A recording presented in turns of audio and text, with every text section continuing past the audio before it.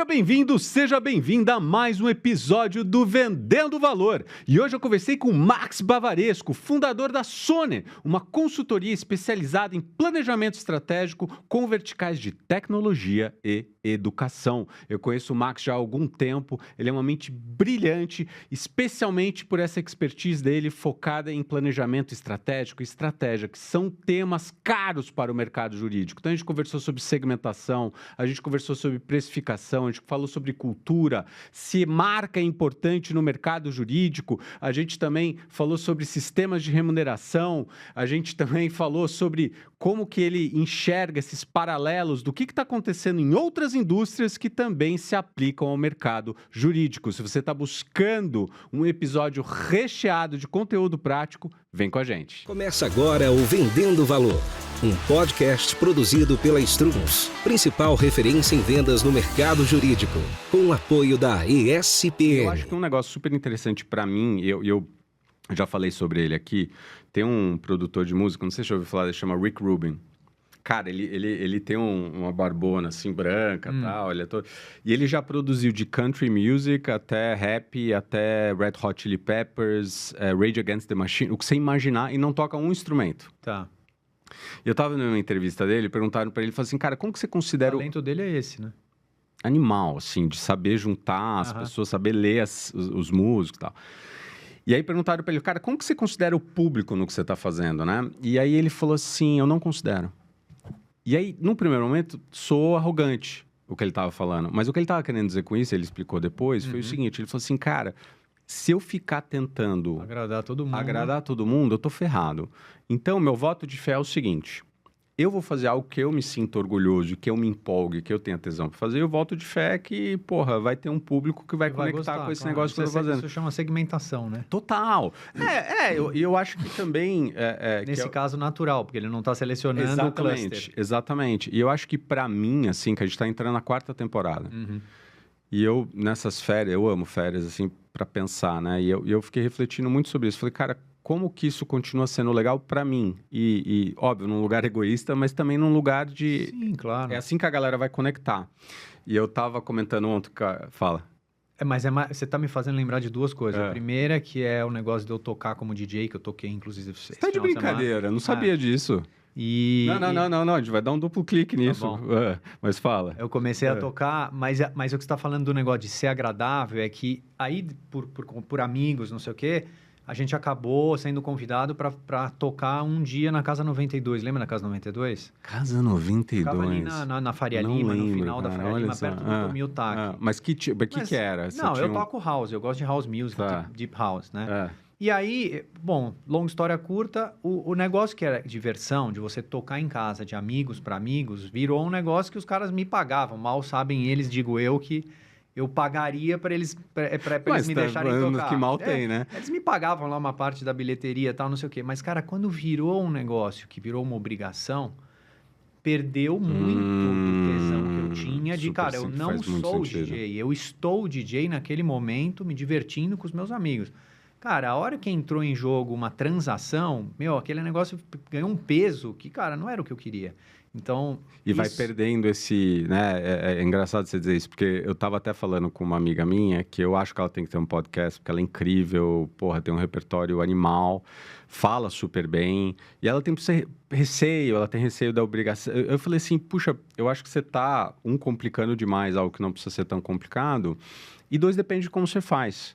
Então, um pouco do jeito que a gente fez aqui, e até essa 4ª temporada a gente está fazendo diferente, porque antes eu fazia bloco, né? Cada temporada era um semestre. Só que eu nunca fiz, toda segunda-feira ou toda terça-feira, cada 15 dias eu publico. Eu falei, cara, eu não quero isso. Tá. Eu tenho uma agenda complicada, então eu vou gravando. Então, às vezes a gente grava em bloco, assim, eu gravo em estirão. 2, 3, 4. E tal, fico com estoque. E aí a gente vai liberando conforme a gente vai sentindo também. Porque eu sentia que se eu tivesse... porque eu já tenho coisas assim. Então, minha newsletter é quinzenal. Então, eu gosto de fazer ela, eu gosto de ter um prazo, porque me mantém honesto ali. E eu fico mais ligado, né, nas coisas que estão rolando. Não, e organiza a vida, dá disciplina. Organiza e tal. Mas eu não queria que aqui fosse isso, porque aqui tem um negócio também maior. Eu quero vir empolgado para essas conversas, sabe? Eu quero vir interessado, eu quero me preparar, que nem eu preparei para nosso bate-papo no domingo, bem. E não, puta, que saco que eu vou fazer esse negócio, sabe? Claro. E eu acho que o mais legal, que é um negócio que eu queria tocar em você... Você falou de 2 coisas. Você falou de DJs... 2 coisas. A outra coisa é que eu criei... Não sei se você viu no site, uma marca que chama Brighton Connected, que começou exatamente com a mesma fagulha que você começou o podcast, no sentido de que a turma da Sony, numa época, chegou para mim e falou, putz, o que é transmídia? É um conceito que surgiu há pouco tempo, né? Quer dizer, já há alguns anos. O que é transmídia exatamente, Max? Tal? Eu expliquei superficialmente, mas não era de profundo conhecimento da minha área, de consultoria, etc. e tal. Eu falei, porra, mas eu conheço um cara que é o mestre no tema, que chama Sérgio Lopes, tal, não sei o que, eu vou chamar o Sérgio. Aí convidei o Sérgio para ir na Sony, na época a gente tinha, sei lá, 10, 12 pessoas, não lembro. Levei ele num final de tarde, pus lá na Sony, bebida e tal, cara, que a molecada queria tomar, tal, uns salgadinhos, não sei o que, e o Sérgio fez uma mini palestra dentro. E aí eu falei, cara... Isso deve ser a dúvida de muita gente. Eu vou fazer um evento. E aí comecei a fazer um evento. Criei uma marca, porque eu tenho uma consultoria. Criei uma marca, criei uma identidade visual ligada à Sony e tal, não sei o quê. E fiz o primeiro almoço no Rubaiá. Reservei uma sala do Rubaiá, convidei, sei lá, 50, 60 pessoas. Foram 15. Metade era da Sony, metade eram os convidados. Maravilhoso. E, cara, e o Sérgio foi, super generoso, explicou um monte de coisa de conceitos transmídia e tal, não sei o quê. E aí nasceu ali o Brighton Connected. E aí eu fui fazendo eventos. Isso já tem 10 anos. Isso começou em 2016. Então, entre 2016 e 2017, eu fiz os primeiros. Depois, por demandas da consultoria, eu acabei não dando sequência. Comecei a criar uma revista, etc e tal. E agora, no ano passado, depois do curso, eu reativei. E o ano passado eu já fiz 3 eventos Brighton Connected no Tivoli, que são um almoço que eu convido um keynote speaker, mais ou menos no que você faz aqui de convidar alguém que vai falar. Lá especificamente com o tema de negócio, não é um podcast, um formato de podcast de entrevista, mas define-se um tema de interesse geral do contexto atual. E o cara pega o microfone, eu apresento tal, e não tem jabá, não tem venda de nada tal. O cara fala lá 30, 40 minutos enquanto as pessoas estão almoçando, depois todo mundo se cumprimenta, faz networking e vai embora. Que legal, e aí virou... Vai ter em breve uma revista, eu vou retomar a revista, então vou ter talvez... Por que você vai retomar a revista? Me explica melhor, me conta melhor. Cara, porque eu sinto falta de revista. Tá. Né? Achei interessante. Eu sinto falta da leitura. Eu gosto muito de ler, gostaria de ler mais do que eu leio por conta do tempo. Sou adepto da tecnologia, então eu tenho um Kindle lá que eu uso direto. Mas eu faço uma loucura que a minha esposa, que você conhece, nem entende muito bem, porque eu compro o livro digital e compro o livro físico. Compro os 2. Dependendo da circunstância que eu estou em casa, eu estou sentado na poltrona lendo o livro físico e, eventualmente, na cama, por exemplo, que eu não preciso ficar com a luz acesa para incomodá-la, eu estou no Kindle. Então, eu transito super bem da tecnologia para o analógico. Mais uma coisa que eu sinto falta é a revista. Né? Quer dizer, aquele hábito de você ir na banca... jornal, revista, tal, não sei o quê, tomando um café de manhã ou esperando alguma coisa, sei lá. Viagem, né? Você selecionar a revista que você vai levar. Sim. E eu acho que tem algumas coisas que hoje, como não estão mais na moda, vão voltar a ser mais valorizadas do que eram. Então, eu estou... Interessante. Um plano de... Quase um efeito sanfona, não, já estou fazendo toda a parte de diagramação, etc e tal, que eu já tinha, estou atualizando. Já refiz toda a parte de orçamentos. A gente deve lançar uma revista agora no primeiro semestre que vai chamar Brighton Connected. Sabe o que me lembra essa história? Eu ouvi uma vez que o LinkedIn, eu não sei, já faz alguns anos, ele pegava e fazia o seguinte, ele mandava um one-pager assim, para uma diretora de RH, na empresa, assim, super bonito, tal, com contato mandando vários dados sobre a empresa. Então, assim, quantos funcionários saíram, quantos entraram, para onde foram os que saíram, de onde, assim, vários dados que a própria plataforma tinha. Isso gerou um baita engajamento, indo offline, assim. Então, é isso, né? Quando começa a poluir de um lado, você testa o outro também, né? Que é super interessante no final das contas. E eu acho, cara, eu estava até conversando com a Dani no podcast essa semana aqui, que ela manja super de inovação, e a gente estava falando um pouco sobre isso, porque é interessante esse efeito sanfona, porque você vê uma geração agora que, inclusive, hábitos... a gente teve o boom Então, todo mundo rede social. E agora a galera tá saindo um pouco de rede social, a galera tá diminuindo, né? E é interessante você ver isso. Tá privilegiando o offline também. Os movimentos são pendulares, não né? É? É muito eles louco. Podem ir diametralmente de um lado para o outro a cada período de tempo, inclusive entre gerações. A gente vê muito isso na consultoria quando a gente está fazendo pesquisa ligada a hábitos de consumo, compra, enfim, esse tipo de coisa. Mas tem tudo a ver. Cara, é interessante isso que você estava falando, porque eu gosto muito do Adam Grant, e ele trouxe um estudo outro dia falando sobre retenção de conteúdo, que é algo que me interessa muito, meta-aprendizado, como é que você potencializa aprendizado. E ele estava falando sobre algumas coisas. Então, a primeira é anotar à mão. Sim. Do ponto de vista cognitivo, você retém mais, então você ficar lá só transcrevendo com a pessoa, você não está lidando com aquele conteúdo, né? Você não está fazendo as sinapses, porque para escrever você é um pouquinho mais devagar, então você vai ter que fazer sinapse, você vai colocar, você vai desenhar, você vai fazer com essas palavras e tal. E a outra coisa que ele estava falando é para estudo mesmo, o livro físico é melhor. E eu sinto isso na pele, eu não tenho essa facilidade que você tem. Eu leio ficção no Kindle, então vou viajar, é fácil, porque antigamente, tinha que levar uma mala separada, né? Se a viagem era longa para livro, é um puta saco, aí você tem que trazer de volta os livros, é horrível. Então o Kindle, ele realmente é mais fácil, mas eu senti quando eu comecei, a única coisa que me ajudou, sendo bem sério, é que o Kindle são os highlights do Kindle ajudam. Sim, ajudam. Depois você inclusive exporta o resumo. E aí ficou mais fácil. Mas eu sinto que até porque o jeito que minha memória funciona, que eu... Escrever. O que eu faço? Eu aprendi isso eu fiz um curso de memorização, uma época, com um cara chamado Jim Quick. Aqui ou fora? Eu fiz online, cara. O nome dele é até engraçado, porque não é Quick de rápido, é K-W-I-K. É um Quick diferente. E... Quando eu estava fazendo esse curso de memorização, você tem várias técnicas e várias táticas. Uma eu tropicalizei, que chama ler, anotar, relacionar. Então, eu leio, aí eu vou fazendo a abinha de coelho. Eu sei que alguns acham um sacrilégio, mas eu marco o meu livro, eu vou lidando com ele. Aí, depois, eu anoto todas as minhas marcações com o que eu achei ficou mais... Aí, o relacionar, ele pode ser, coitada da Marília, falar sobre o livro para ela. Você precisa falar, assim, por isso que ensinar você retém mais. Claro, você precisa falar sobre aquilo, ou eu pego e tombo para alguma coisa de conteúdo, assim, eu preciso lidar com aquele conteúdo, porque senão a chance de eu cair na curva de esquecimento é muito rápida, assim. Eu sinto que isso me ajudou a reter conhecimento.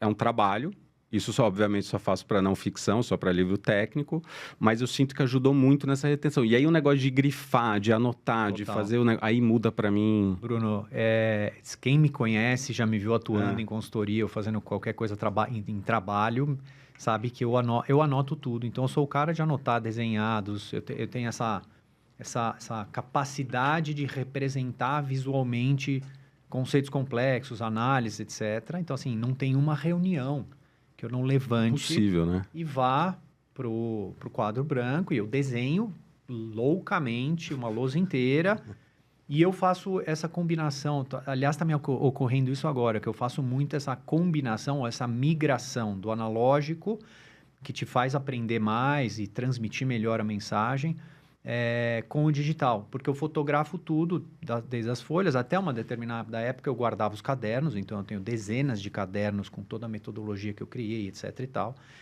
Milhares de fotografias dos projetos, que vão desde as coisas que eu fui anotando dos clientes até coisas que foram criadas. E hoje em dia o que eu faço é já imediatamente passar do analógico, mas sem perder essa conexão da escrita, né? Então eu escrevo, aí depois no final eu fotografo tudo, nomeio e salvo com tags para depois poder encontrar esse material que eu acabo usando nos relatórios de conclusões e recomendações da consultoria, etc e tal, ou em outros casos, porque eu lembro, cara, vivi esse negócio há 10 anos atrás no projeto tal, que eventualmente é de outra indústria, mas eu sei que eu consigo adaptar aquele conceito para um novo projeto e surge aí uma ferramenta empresarial, por exemplo. Então, mas a origem vem daí, de você fazer um desenho. Né? Mas é até aí que eu queria entrar com você, porque enfim, eu sei que é uma loaded question, né? Mas eu nosso encontro já falou, você já tocou nisso, mas eu queria aprofundar um pouco mais, assim. O que está de errado com o pensamento quando a gente olha para a estratégia no Brasil? O que você sente que a galera miss the mark, né? A galera erra quando... Porque, assim...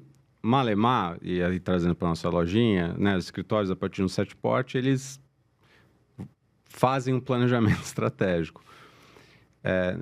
o que você sente que é uma concepção equivocada sobre o que é estratégia e o que não é estratégia? Assim, onde você acha que a galera mais peca nesse sentido? Assim, o que a galera tropeça? Boa. Essa pergunta é matadora.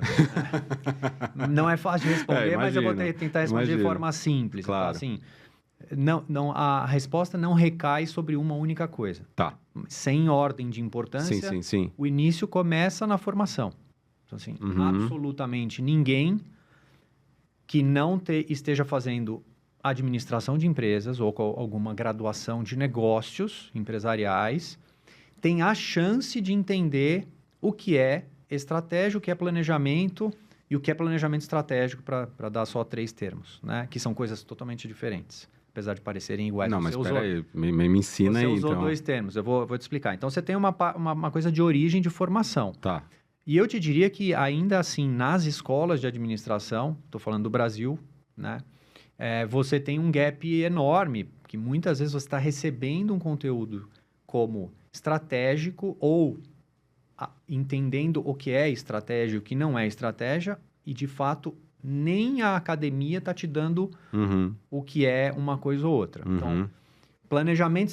Então, aí já ancora uma parte da resposta. Na formação, você fez direito, Sim. Você não aprendeu a ser empresário. Sim. Você não aprendeu a planejar para o futuro e a desenvolver uma estratégia para este futuro. Ponto. Sim. Médico é a mesma coisa, engenheiro é a mesma coisa. Sim. Tá? Então, vem daí o primeiro ponto. Depois, você tem uma questão de capacidade mesmo da pessoa. É uma qualidade, vamos chamar assim, ou uma capacidade inata. Porque quando você fala de planejamento estratégico e estratégia, obrigatoriamente você está falando de um pensamento mais longevo. Horizontes de tempo, onde, cara, qual é a estratégia do meu negócio? Qual é a estratégia de um país? Qual é a estratégia de uma indústria? Enfim, né? Depende do âmbito das pessoas que estão pensando para este negócio. E isso envolve pensar para o futuro. Pensar para o futuro envolve incerteza. Cara, e uma pergunta que eu faço para situar as pessoas e causa um desconforto tremendo, uma pergunta muito simples. Eu chego para os executivos, donos de empresa, etc. e tal, e faço uma pergunta. Se você tivesse todos os recursos disponíveis, dinheiro, tempo, pessoas, ou seja, elimine as suas barreiras mentais, você não tem restrição. Você pode fazer o que você quiser. A única limitação é que você pode tomar 3 decisões pensando no futuro da sua empresa, do seu negócio, da sua entidade, etc. O que você faria? As pessoas travam. Elas não conseguem responder essa simples pergunta porque elas não conseguem se projetar para o futuro e imaginar como que esse cenário vai se constituir lá na frente. A maioria esmagadora, mas estou falando de mais de 90% das pessoas, só para dar um número assim, não consegue sequer pensar em coisas que não são do cotidiano do dia a dia. Então, a gente pega essa resposta, porque é uma coisa prática que eu faço com 200, 300, 500 pessoas dentro da empresa. As pessoas respondem, eu melhoraria o sistema de RH, eu melhoraria a tecnologia. Você fala, não, cara, você pode fazer tudo o que você quiser. O que você faria? Go big, né? Vai. Pensa de forma sistêmica. Então, o outro ponto que eu estou explicando de forma simples aqui é uma condição humana. As pessoas não necessariamente têm capacidade.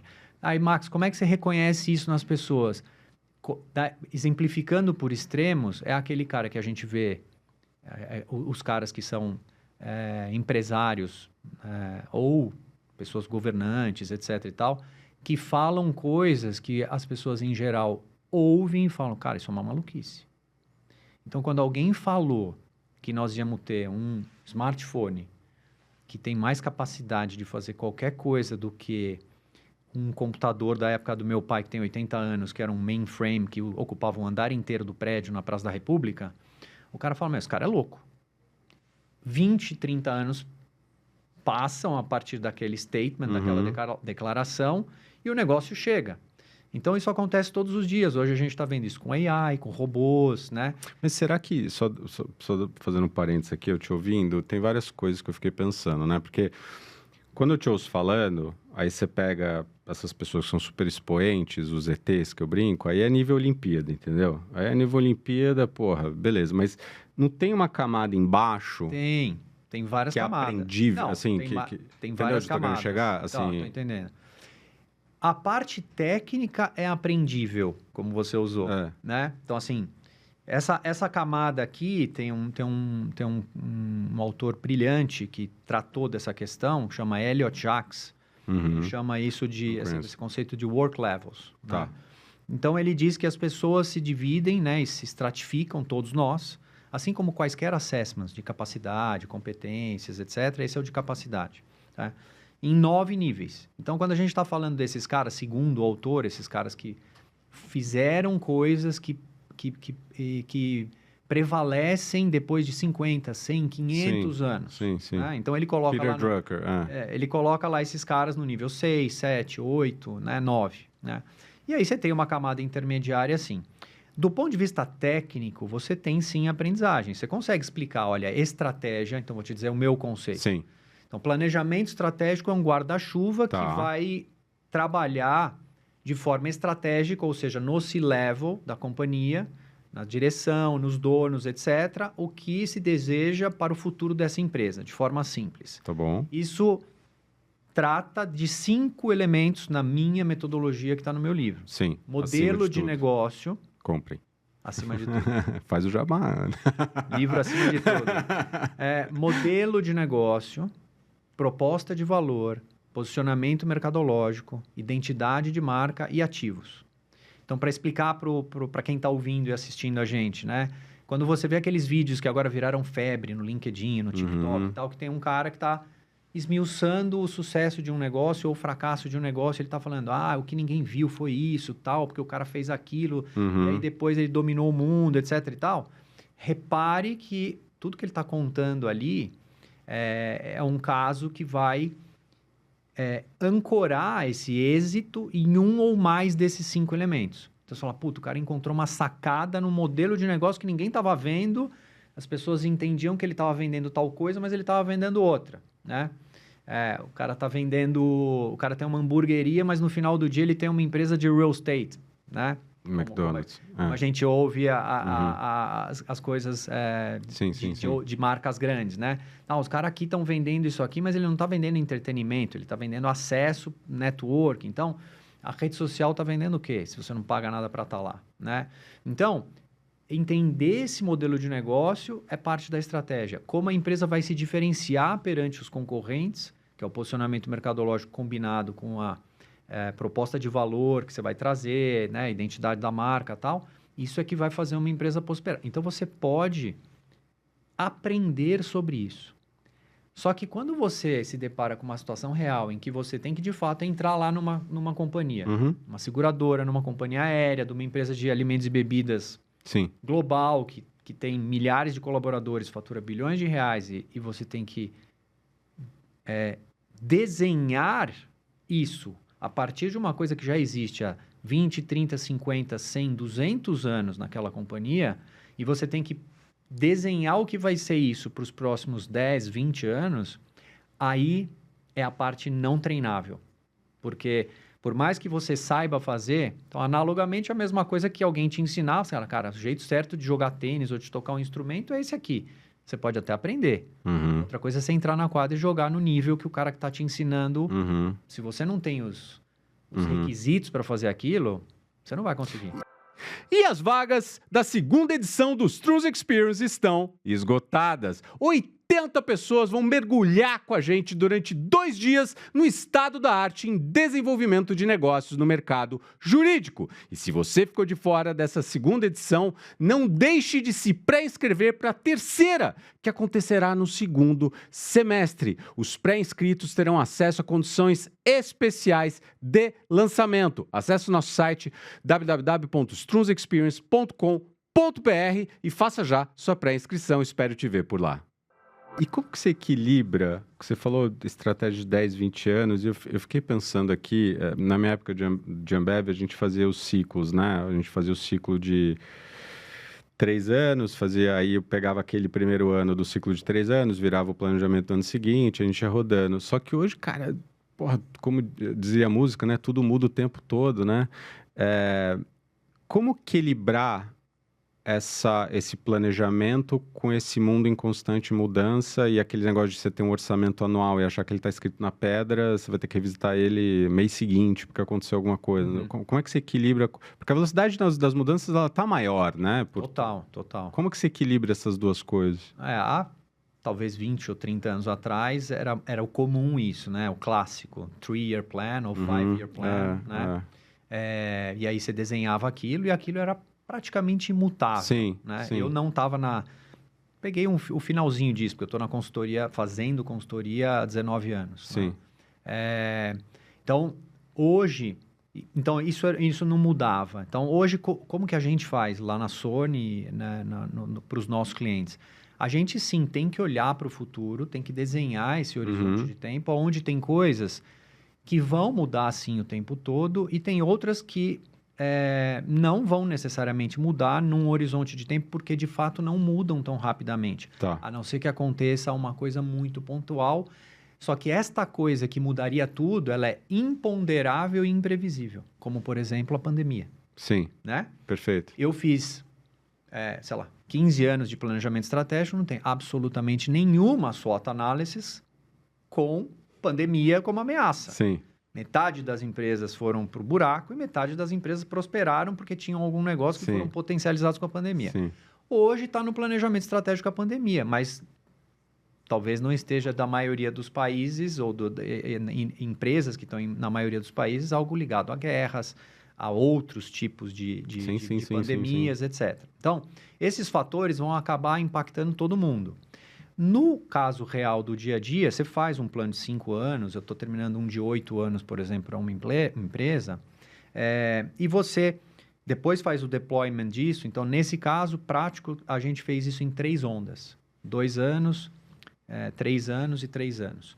De tal sorte que você tem um horizonte mais curto para você atingir determinados objetivos, mas tem algumas, são 4 específicas, 4 diretrizes estratégicas mais longevas que você vai precisar construir um caminho para chegar lá.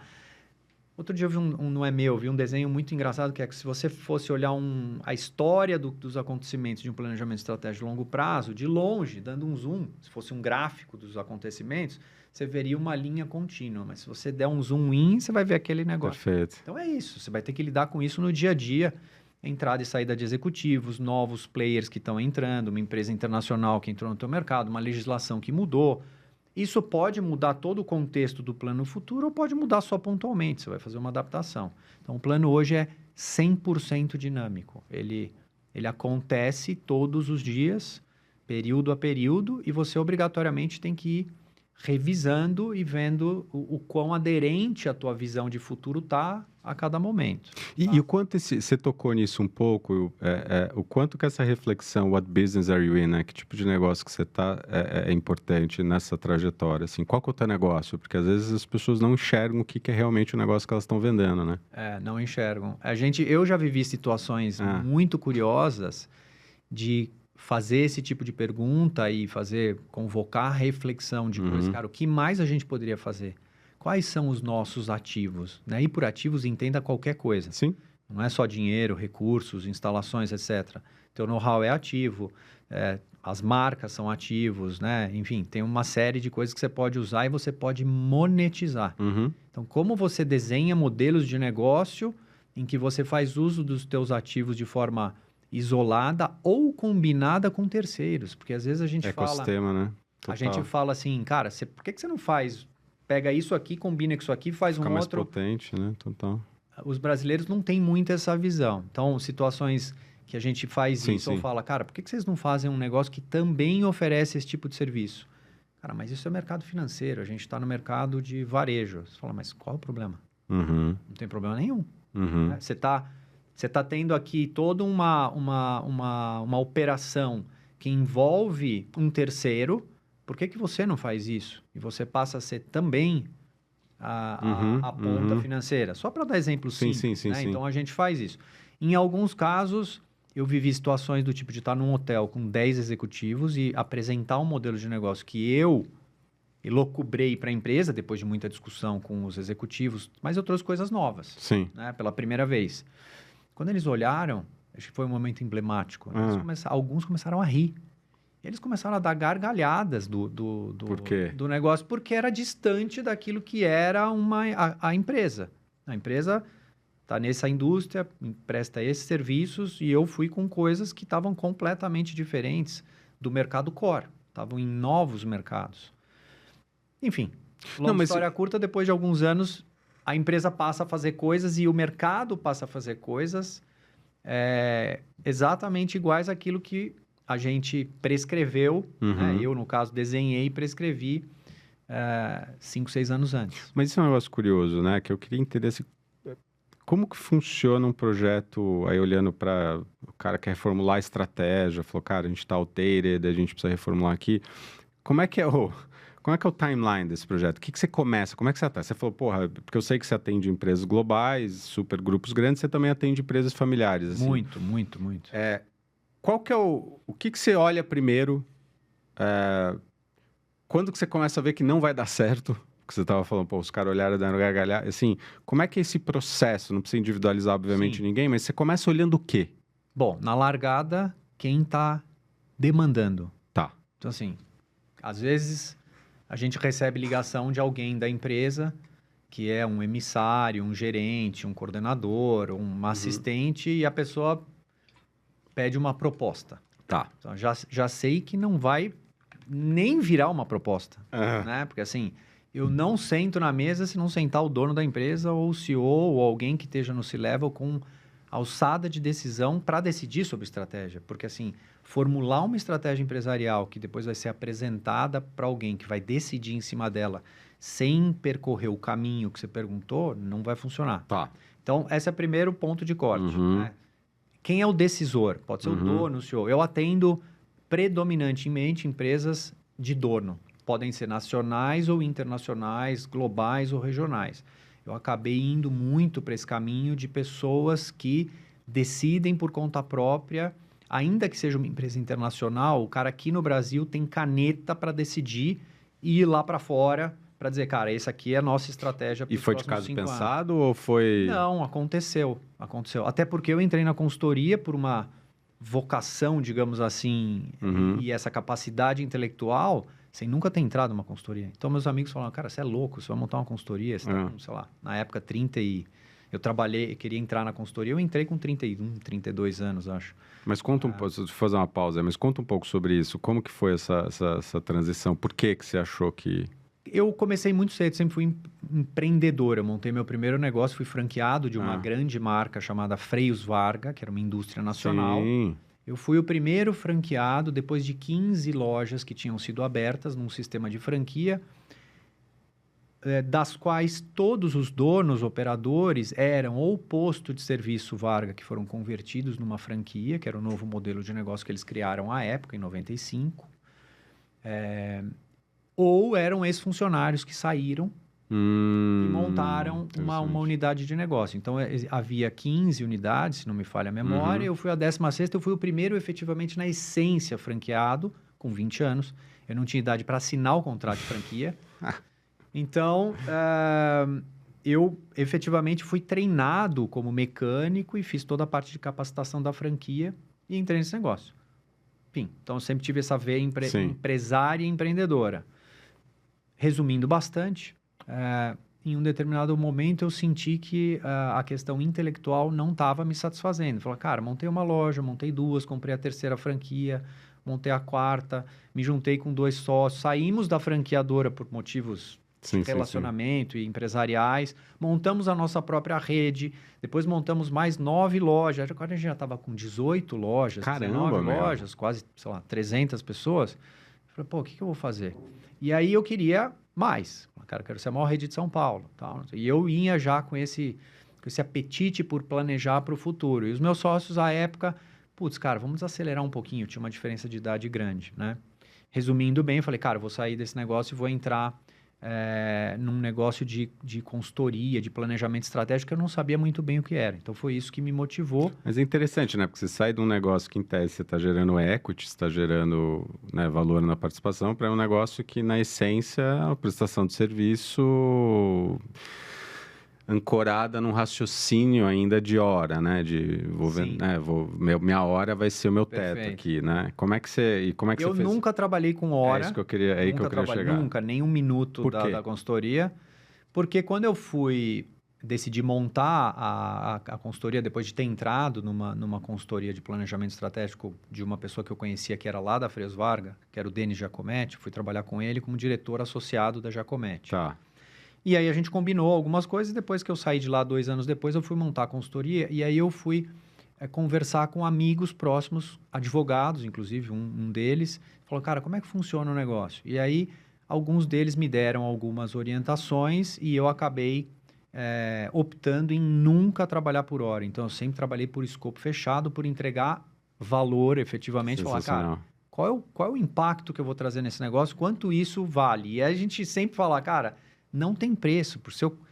A grande dificuldade é não cobra hora, ok, você consegue fazer um apressamento do serviço muito melhor e capturar mais valor. Ao mesmo tempo, é mais difícil você mensurar o resultado, porque você faz um projeto aqui que demora 2 anos e às vezes o resultado vai demorar 8 anos. Total. Mas eu entrei nesse negócio e sempre trabalhei por projeto. Mas deixa eu fazer um parênteses, eu estava dando um treinamento agora recentemente, foi engraçado, porque olha como é o raciocínio, como tá, eu falo sobre essa mentalidade da hora que é o problema, porque a gente estava discutindo um caso específico, era 20 e poucos sócios de um escritório no cliente novo nosso, e aí a gente estava falando sobre negociação, aí teve um determinado caso lá, um projeto, que eles cobraram preço fixo. Tá. Um pouco você estava falando.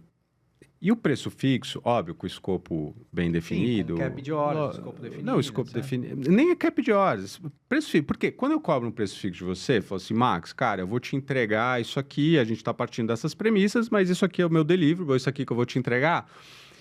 A gente está num ganha-ganha, porque é o seguinte, se eu for mais eficiente... Sem dúvida. Eu tenho que capturar essa eficiência e, obviamente, gerando impacto para você. Se eu for ineficiente, e não estou falando de escopo que mudou no meio do caminho... It's on me, né? Aí é o risco que eu estou assumindo. Qual que é o ganha-ganha? Qual que é o trade-off? Cara, eu vou assumir mais risco aqui cobrando num negócio fechado. E aí, pô, o que você prefere? Você prefere que demore mais? Ou você prefere que, óbvio, com qualidade mantida? Sim. Ou que eu te entregue antes? Então, o problema meu da hora, que é algo que eu vou ficar falando durante anos, imagina ainda, é porque os incentivos levam a comportamento, sim, né? Claro. Os incentivos, consciente ou inconscientemente, eles estão errados. Aí foi engraçado, porque esse sócio querido levantou a mão. Ele falou, putz, mas eu tive um caso, cara, que acabou se desenrolando rapidamente e eu fiquei meio assim de cobrar do cliente aquele escopo. Eu falei, mas o que você está vendendo? Exatamente. Você resolveu o problema. Você resolveu o problema do cara. Você é um escritório conhecido, então provavelmente traz um conforto interno que, pô... Então, o que o cara está comprando? Ele não está comprando... Então, eu vejo que muitas vezes eles caem nessa cilada do raciocínio e de não conseguir enxergar e nem tangibilizar o que o cliente realmente está comprando. Porque o Drucker falava muito isso, né? Ele falava que as empresas raramente vendem aquilo que o cliente realmente compra, né? Porque a gente está mirando o negócio e eu acho que é o problema, e a gente é um late adopter, o mercado jurídico, na minha opinião, ele é um late adopter. Total. Porque vem dando certo. Assim, setor de margem alta. Cara... Hoje em dia ainda... Vai mudar muito. É aí que eu quero entrar. Vai mudar muito. Mas um setor de margem alta ainda, em que se você, da tua casa, se você quiser hoje, com computador e mínimo de sistema, você tá online, você está operando. Mercado regulado, não tem nenhuma empresa, não tem... Total. Mas só para falar um negócio da hora. Eu também fazia isso no começo e durante os primeiros anos, a Sony tem 17 anos, né? Nós estamos caminhando para o 18º ano. A gente começou exatamente assim, como você falou, cara, é fair, eu estou entregando valor, tem um escopo definido, etc e tal. O que acontece ao longo do projeto de consultoria, e talvez aconteça em muitos casos jurídicos com os clientes de advocacia, é a questão de o extra escopo e o desconforto de você ter que chegar e falar assim, cara, mas isso aqui não está no escopo. Você vai criando um vínculo... E aí o cara vai gerando mais confiança, porque é um serviço totalmente de confiança, né? Tanto que o meu contrato não tem nem cláusula de rescisão no sentido, cara, não tem multa. Se você quiser parar nunca aconteceu. Mas por algum motivo, se achar que a consultoria não está boa, nunca aconteceu. também não, graças a Deus. Você me manda um WhatsApp e já acabou. tive gente que não recomprou, mas... Não, tudo bem, mas isso faz parte. Muitas coisas podem acontecer, o executivo também pode sair da empresa, o advogado pode sair do escritório. Mas nunca aconteceu de um cara mandar um e-mail dizendo que não estava satisfeito com o serviço. Ao contrário, são várias compras sequenciadas. Mas o trick ali é você...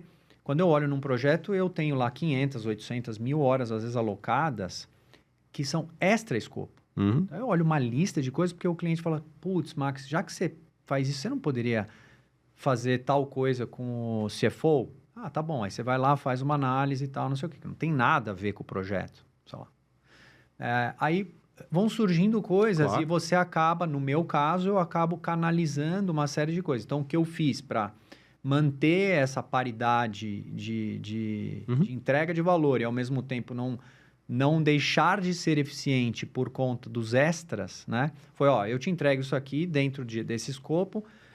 Historicamente, eu entrego isso aqui em tantas horas. Eu tô pondo aqui um número de horas adicionais que dá tranquilamente para fazer o projeto. Raras vezes eu acabei usando essa cláusula, mas foi boa, porque... eu precisei falar, cara, vocês me pediram tanta coisa que eu já tive um projeto extra aqui, entendeu? Enfim, e depois indo para a questão de hora aí que você estava falando... Não, mas eu te entendo, cara, assim, eu, de novo, longe de mim ter a bala de prata, né? Mas eu acho que às vezes, e eu discuti isso muito no treinamento no sábado, cara. Eu não tô falando de vocês, mas eu acho que no geral, e puxando a sardinha aqui pro mercado jurídico... Eu acho que o advogado, eu vou generalizar um pouco, em regra, tem muita dificuldade de negociar com clientes, de falar sobre dinheiro, de falar sobre valores, e a gente até recebeu aqui no Vendendo Valor a Glaucia, queridíssima sócia do Matos Filho, que ela estava falando sobre isso. Ela falou, cara, parece que é menos nobre, né? Parece que, vai abalar a relação. E eu falo, cara, não. Eu acho que, óbvio, feito com empatia, feito com leveza. Profissionalismo, cordialidade. Porque o cliente faz isso com a gente, né, cara? É muito louco. E é engraçado, cara, porque eu tava até brincando com eles. Eu falei, às vezes, e não é pagar pau pra gringo, mas eu contratei escritório americano, né? Quando eu tava na Ambev. E, cara... você quase pede desculpa pro sócio lá do escritório, entendeu? Mas é uma questão cultural. Não é? Eu também acho, cara. Não é questão de pagar pau, é questão de ser realista. É igual quando falam do Brasil sobre vários aspectos. Não, o Brasil é o melhor não sei o quê, em qualquer coisa. Eu falo, cara, talvez você não conheça tudo de todos os lugares, porque ninguém conhece, mas eu acho que não é bem assim.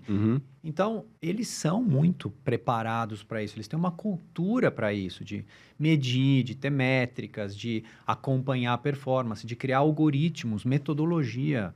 O brasileiro não gosta de metodologia, o brasileiro não gosta de processo. É uma loucura. Ontem eu estava conversando com um gerente de tecnologia e ele veio perguntar, Max, como é que a gente faz com a questão de adoção? Eu falei, cara, é um problema universal. Total. Né? Adoção de tecnologia, adoção de novas práticas, etc. Então, tem uma questão cultural que vai lá também para a questão do planejamento, né? A gente não tem, às vezes, em setores relatórios. Cara, você não mede nada. Você entra numa indústria e fala, cara, vamos comprar alguma coisa? Cara, não tem dados. A empresa, às vezes, não tem os próprios dados. Te garimpa os dados. Né? Mas volta aquele timeline que a gente estava falando.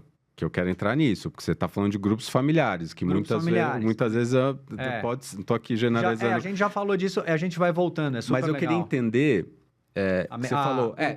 você falou, cara, eu preciso ter o buy-in, eu tô aqui falando com as minhas palavras, né? Porra, eu preciso ter o apoio, preciso entender que a galera tá comprada, que tem muito a ver com um tema que a gente trabalha bastante. Eu trabalhei bastante no meu segundo livro, que é que se você não entende de compra, você não entende de venda. Então, se eu não entendo as dinâmicas do processo de tomada de decisão, eu tô navegando no escuro. E muitas vezes, ou tá num bom e velho supermercado, o cara tá ali falando entre eles aqui, tanto faz, e às vezes...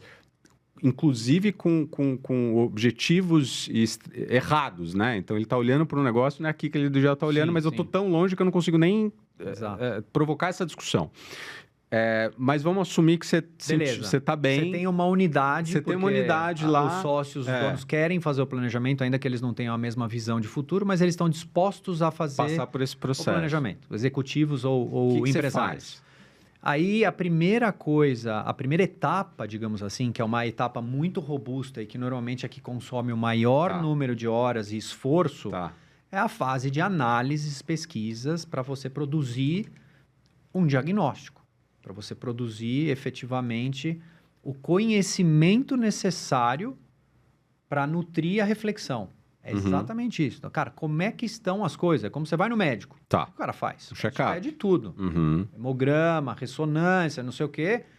Então, analogamente, de forma simplória, é você se situar sobre tudo o que está acontecendo. E aí entram em cena uma série de metodologias para as pessoas, inclusive, te falarem a verdade, não com filtros. Tá. Né? Tipo, entrevistas com executivos, eu faço coisas que muitas consultorias não fazem, que é, cara, eu vou ouvir 300 pessoas, 400 pessoas na empresa. Como que você faz para ouvir? De todos os níveis. De jeito nenhum. De jeito nenhum. Ninguém vai responder no formuláriozão não sei onde alguma vai coisa. parar, né? Eu boto 30, 40 pessoas dentro de uma sala com uma folha de papel em branco, uma caneta e começo a fazer perguntas. Me apresento, vou anotando no flipchart, anoto, tiro foto, falo, cara, a gente não tá... não precisa nem me falar seu nome. Não me leve a mal, eu não vou te perguntar o seu nome. Primeiro, porque eu não vou guardar o nome de 300 pessoas que vão passar por essas 6, 7, 8 rodadas de entrevista. Segundo, que eu não tenho interesse de saber quem falou o quê. Eu quero que vocês me digam quais são os pontos fortes, fracos, as ameaças, os problemas da empresa na visão de vocês. Tá. Só que isso é um recorte. Depois a gente vai falar com clientes e consumidores. É um outro recorte. Aí a gente vai fazer análises setoriais. O que você pergunta para cliente? Cara, depende. É uma indústria de consumo? Tá. Quais são os seus hábitos de consumo para o café da manhã, se eu estou fazendo um trabalho para uma indústria de alimentos e bebidas. Mas, obviamente, aí tem uma empresa de pesquisa que vai elaborar um roteiro todo estruturado a depender da metodologia da pesquisa que vai me dar um determinado output. Se eu quero fazer uma segmentação para entender como as pessoas escolhem comprar uma garrafa de água, qual é a árvore de decisão delas, isso varia, né, de pessoa para pessoa. Tem gente que privilegia, em primeiro lugar, a marca, em segundo lugar, a apresentação, a embalagem, em terceiro lugar, o preço. Tem gente que olha primeiro o preço, depois olha a comodidade, ou seja, é no lugar onde eu costumo comprar, não interessa que marca tem. É conveniência. Então, a primeira pesquisa que eu fiz dessa, que foi maravilhosa quando eu estava no setor automotivo, foi em 1996, há 30 anos atrás. A gente fez uma segmentação de consumidores para compra de pneu. Como as pessoas compram pneu? Né? Na época, a gente identificou 7 grupos de pessoas. Então, você tem um grupo de pessoas que compra exclusivamente por preço, é o cara que pode ir num supermercado, na outra cidade, comprar 4 pneus, botar no carrinho e levar para o mecânico de confiança trocar. Esse é um cluster. Você tem as pessoas que olham o equipamento original que está no carro e falam, qual é a marca do pneu que está no meu carro? Eu vou colocar essa marca. Simples assim. Tem o cara que a gente chamou de alienado prático, que é o cara que olha uma loja de pneus, ele foi no posto de gasolina, o frentista falou para ele... Precisa trocar. Você precisa trocar o pneu. Aí ele tá indo do trabalho para casa, cruza uma loja, entra dentro da loja e manda trocar o pneu. Não faz a menor ideia de qual marca de pneu é. Sim. Então, você faz pesquisa de mercado para entender essas nuances e quantos % da população, aí por estatística, né? Eu falo com 1.000 pessoas em 4 estados do Brasil, que são os clássicos, né? Sul... São Paulo, Rio e algum estado do Nordeste.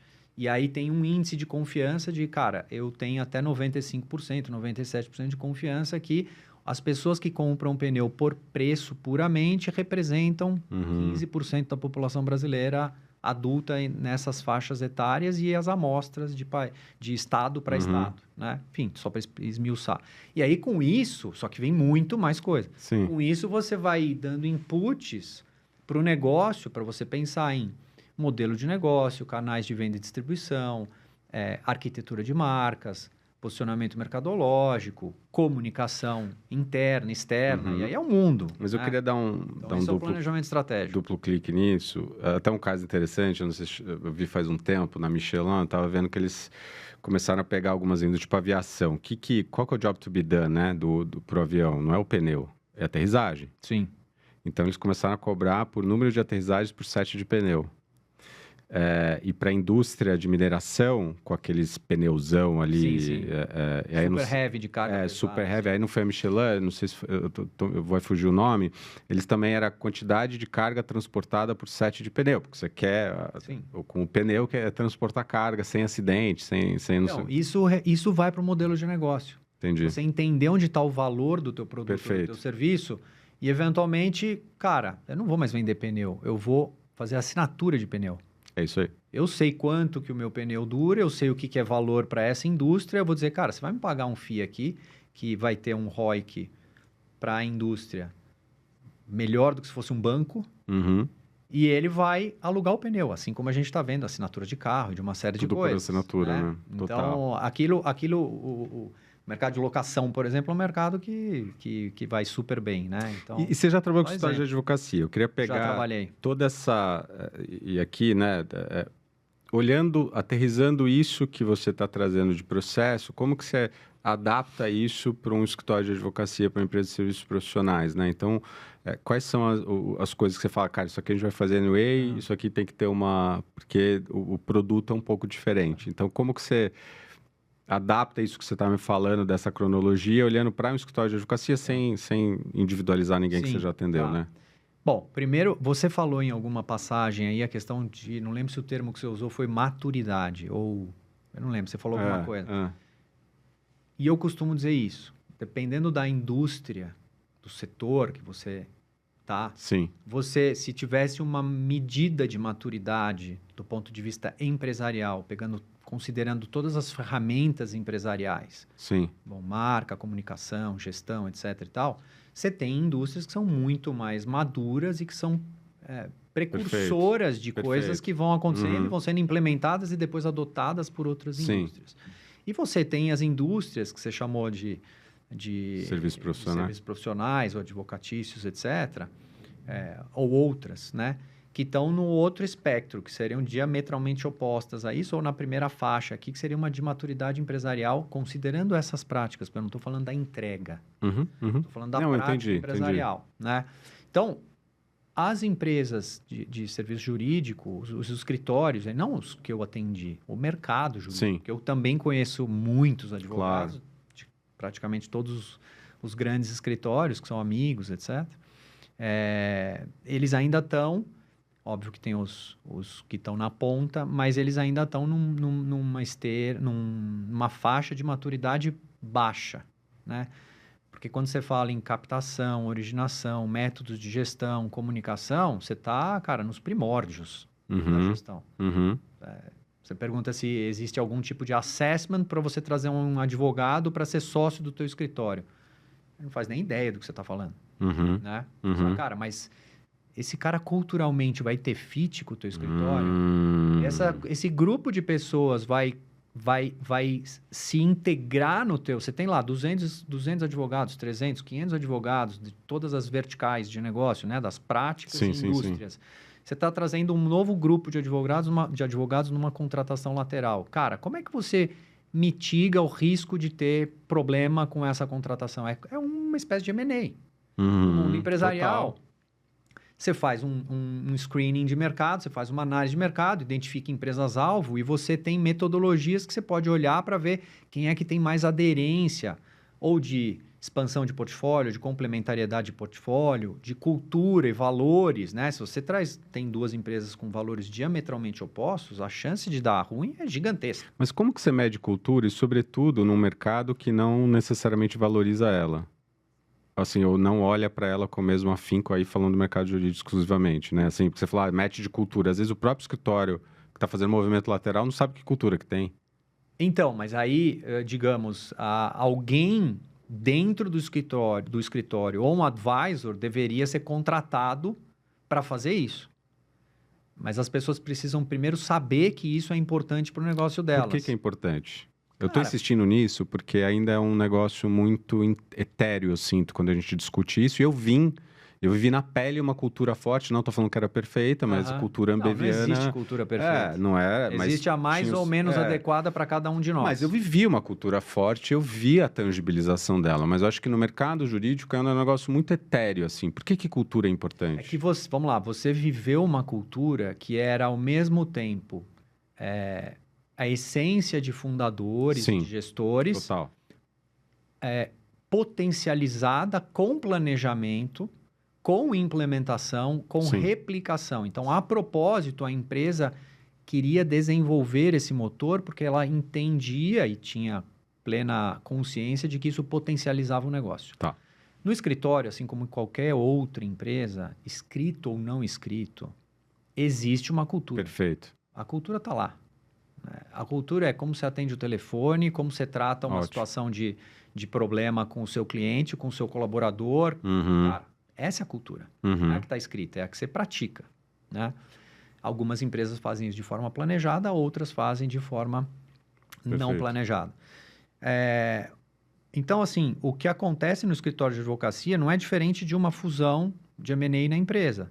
A chance de êxito, e o que é êxito? Você capturar sinergias. Para que você está trazendo um grupo de advogados para o seu negócio? Porque você identificou que ele tem clientes, que ele tem know-how, track record, expertise, etc., que ele vai somar com o teu grupo de sócios que estão aqui e você vai fazer cross-selling, upselling, etc., você vai crescer o seu negócio. Tão simples quanto isso, né? Ou em substituição a alguém que saiu, ou porque você quer reforçar aquela área do escritório, aquela prática. Aonde vai dar problema? Vai dar problema justamente na cultura. Vai dar problema na forma como essa organização opera e vis-à-vis a como esse grupo de pessoas está acostumado a operar e trabalhar. Então, você tem esse choque que muitas vezes demora 1, 2 anos, e aí no final você vê que esse negócio se dilui o valor que você inicialmente planejou capturar, porque você acaba perdendo outros sócios por causa do choque de cultura. Porque esse cara, tudo bem, ele entra aqui, de repente você faz uma acomodação aqui e o cara acaba indo com lá o grupo de advogados que está ali. Mas qual foi o colateral que você teve aqui? Será que você está sabendo que você vai perder outros sócios por conta deste ou destes que entraram aqui? Só para dar exemplos. Mas é interessante você dizer isso, porque eu entendo o que você fala, né, quando não existe ausência de cultura, né? Ou ela está explícita ou ela está implícita. E eu, durante um tempo, mas eu acho que faz sentido, mais sentido o que você está falando, eu falo, puta, mas ao mesmo tempo você tem os feudos. Sim. Em vários escritórios. Total. E se acaba quase que tendo quase um cost sharing, né? Vários escritórios distintos dentro. Aí eu ficava... A hora que você ficou falando, eu falei, porra, não deixa de ser essa cultura, né? Sim, sem dúvida. De fragmentação, né? Não deixa de ser. Porque eu falava, puta, não tem cultura. Mas tem. É uma cultura de fragmentação, né? E nas empresas acontece o mesmo. Porque, veja, algumas das mazelas, vamos chamar assim, ou de problemas das empresas... são análogos ao que acontece numa empresa de professional service, num escritório de advocacia ou numa consultoria. Sim. A diferença é que aqui você está dizendo, cara, aqui você tem o silo, né? E outro dia num documento eu usei cilada, né? De uma empresa cilada que, obviamente, pus entre aspas, porque não existe, mas é que está disposta em silos, né? Você tem aqui uma prática que eventualmente é dominada por 1 ou 2 sócios ou alguns sócios, e aqui ela tem coisas que não coadunam com o que acontece no resto do escritório. Total. Na empresa acontece a mesma coisa. Não, a área tal é do fulano. Ah, mas por que ele faz isso? Cara, vai desde que, porque ele está aqui há 30 anos e quem contratou foi o meu pai, ou foi o fundador, ou foi sei lá quem, até uma questão mais de poder mesmo, que o cara, esse cara aqui é o CFO, ele é o braço direito do CEO e ele, cara, manda mesmo. O cara tem uma série de agendas, tanto pessoais como profissionais, que fazem com que a área dele seja um silo que ninguém entra. Você fala, não, naquela área a gente não consegue entrar. Né? Isso acontece, em geral, por um conjunto de fatores. Obviamente, é difícil que seja uma coisa só. Total, né? total. As coisas são sistêmicas, dinâmicas, é muita ingenuidade. Eu costumo dizer o seguinte, soluções simples para problemas complexos normalmente são idiotas, né? Então, assim, quando uma solução muito simples resolve um problema complexo, ela é disruptiva. Porque ela resolve um problema global. Mas, em geral, é muito difícil você conseguir esse tipo de coisa. Então, não, é só fazer isso. Não, meu amigo, não é só fazer isso. Você vai ter que fazer umas 20 coisas, vai esperar mais alguma coisa acontecer da noite para o dia em 8, 10 anos, para você ter uma nova cultura, uma nova forma de gerir. Então, você tem questões que vão desde a falta de estratégia, que dê um direcionamento único, né? Até a questão de, não, a gente opera desse jeito, e aí você vai criando essa cultura onde você tem essas mini empresas.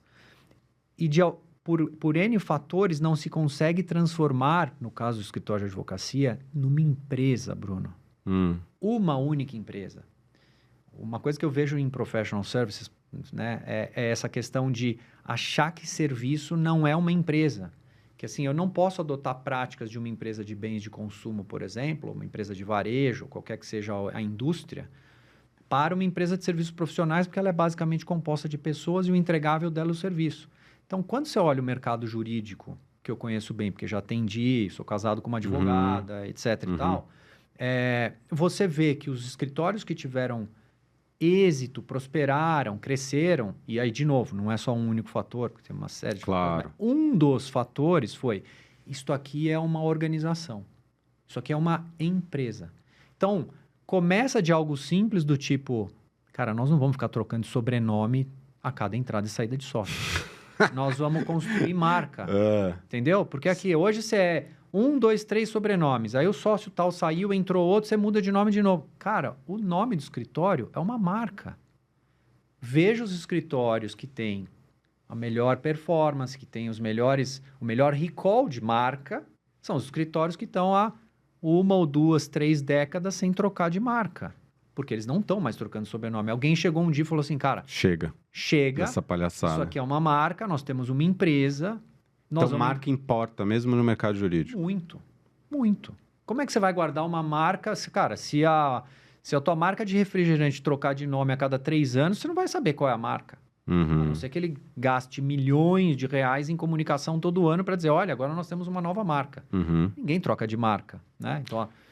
Então, começa desse negócio de falar, cara, eu vou institucionalizar o escritório, independentemente de quem venha e de quem vá, porque é natural, estamos falando de pessoas, estamos falando de interesses comuns ou não, a gente vai construir uma marca. Então, aí da noite para o dia em 20 anos, que eu falo no meu livro, plagiando ou me inspirando em um ator americano que foi entrevistado por um repórter, como é que você fez sucesso da noite para o dia? Ele responde, eu fiz sucesso da noite para o dia em 20 anos. Sensacional. Então eu falo, os clientes chegam, eu quero ter uma marca conhecida. Eu falo, fica tranquilo que em 20 anos, fazendo tudo direitinho, a gente consegue. Vai dar certo, né? Então, da noite para o dia em 20 anos, você constrói uma marca. Aí, a partir daí, e implementando práticas empresariais, consistentes, ainda que existam problemas, é normal. Não existe empresa sem problema, não vai existir escritório de advocacia sem problema. Mas aquilo tem que ser tratado como uma empresa. O advogado não é o dono da prática.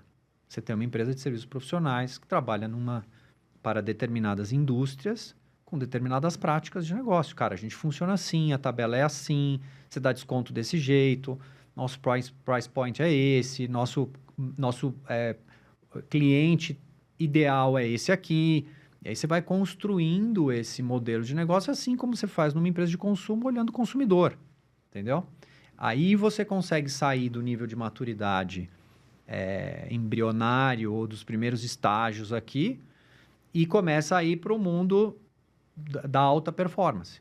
Pode ser numa indústria que fatura bilhões, pode ser no escritório de advocacia. Mas é interessante te ouvindo, né, cara? Porque eu acho que tem vários fatores aí. Eu acho que tem um de tomar decisões difíceis para fazer isso. Então, a gente tem um caso super emblemático que é público, de Harvard, que é o do Matos Filho, quando mudou o sistema de compensation deles, né, de Eat What You Kill para Modified Lockstep.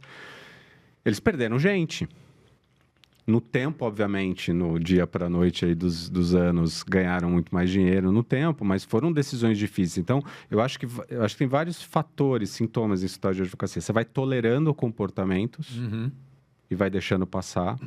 Faz vista grossa, né? Faz vista grossa. Ou, você falou de movimento lateral, muito comum você overpay para trazer um ou uma rainmaker, e aí isso, tem um abalo sísmico, né? O sistema, tal. Exatamente. E eu acho, não sei se e sinta-se livre para discordar, mas uma tecla que eu venho batendo muito forte, até pelo DNA ambeviano meu, são sobre os rituais de gestão.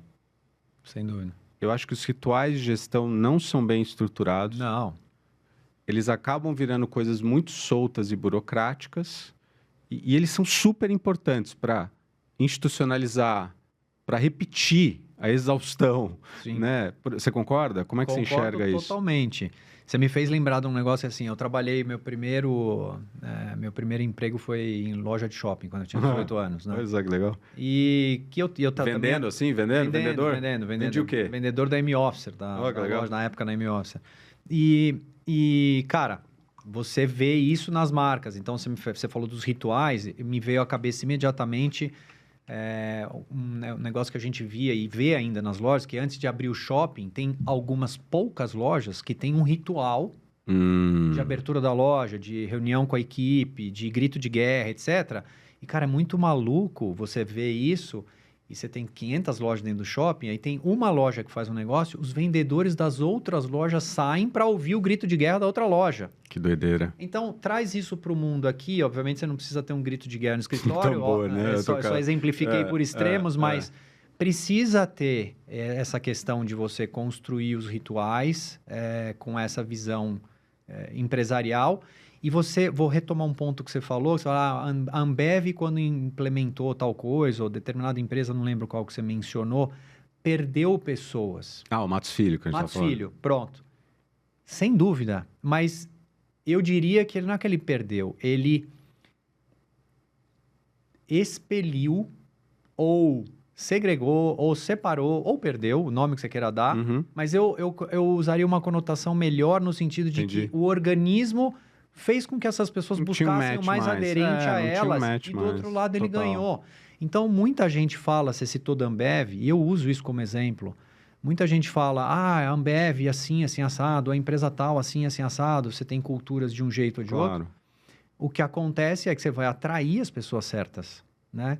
Eu conheço um monte de gente que se daria super bem, apesar de não ter trabalhado, mas se daria super bem para trabalhar na Ambev naquela cultura. Sim. Né? E não se daria bem para trabalhar na outra cultura. Então, no final do dia, a cultura ajuda muito a você atrair ou repelir as pessoas mais aderentes à sua cultura. Uma cultura forte garante que você vai atrair, e a gente usa esse termo reter, que eu também não gosto muito, que é assim, cara, não vai amarrar ninguém, né? Não vai amarrar ninguém. A pessoa se propõe a ficar lá porque ela fala, eu estou no ambiente que eu gosto. Eu estou no ambiente que valoriza o que eu valorizo. Até o limite que eu goste. E amanhã eu posso não gostar. Exatamente. E as recompensas que eu tenho. Então, o sistema de recompensa é aquela história. Você colocou alguma coisa nesse sentido. De comportamento. Incentivo leva a comportamento. Me diz como você tem... Me diz qual é o seu sistema de recompensa, desde a remuneração básica até todas as outras vertentes de remuneração. E eu te digo com um pedaço da cultura que você tem. Porque as pessoas que se adequam àquele sistema de incentivo vão ter algumas características bastante específicas.